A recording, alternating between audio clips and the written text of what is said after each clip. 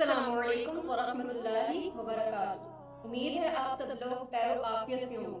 अल्लाह पाक इस पाक महीने के सदके आप सब की परेशानियां दूर फरमाए, आमीन। आज का मौजू कौन से सहाबी रसूल थे जिनसे फरिश्ते भी हया करते थे, यानी कि उनके साथ हया का मामला रखते थे। तो इस सिलसिले में मुस्लिम शरीफ में हजरत आयशा रज़ियल्लाहु तआला अन्हा फरमाती हैं, एक दिन नबी अकरम सल्लल्लाहु अलैहि वसल्लम अपने मकान में लेटे हुए थे और उनकी रान या पिंडी से कपड़ा हटा हुआ था।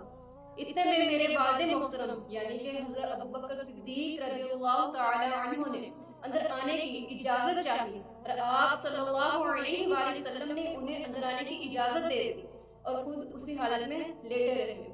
यहाँ तक कि उनके बाद हज़रत उमर फारूक रज़ियल्लाहु तआला अन्हु आए और उन्होंने भी अंदर आने की इजाजत चाही। नबी अकरम सल्लल्लाहु तआला अलैहि वसल्लम ने उन्हें भी अंदर आने की इजाजत दे दी और उसी हालत में लेटे रहे और उनसे गुफ्तगू फरमाते रहे। यहाँ तक कि हज़रत उस्मान गनी रज़ियल्लाहु तआला अन्हु ने अंदर आने की इजाजत चाही तो नबी अकरम सल्लल्लाहु अलैहि वसल्लम उठे और अपने कपड़े दुरुस्त किए। जब वो सब बातें करके चले गए, हज़रत आयशा रज़ियल्लाहु तआला अन्हा फरमाती हैं कि जब वो सब लोग चले गए तो मैंने नबी अकरम सल्लल्लाहु तआला अलैहि वसल्लम से दरियाफ्त किया कि क्या वजह है कि जब मेरे वालिद मोहतरम यानी हज़रत अबू बकर सिद्दीक रज़ियल्लाहु तआला अन्हु आए तो आप अपनी हालत में बरकरार रहे।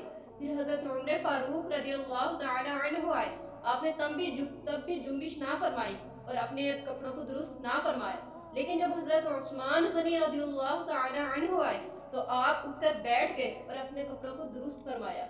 इसके जवाब में नबी अकरम सल्लल्लाहु तआला अलैहि वसल्लम ने फरमाया, ए आयशा, क्या मैं उस शख्स से हया ना करूं जिससे अल्लाह के फरिश्ते भी हया करते हैं। इससे मालूम हुआ सुबहान अल्लाह, हज़रत उस्मान गनी रज़ियल्लाहु तआला अन्हु से फरिश्ते भी हया करते थे, उनके साथ हया का मामला रखते थे। कैसी लगी मेरी आज की आप सबको वीडियो कमेंट में ज़रूर बताइए।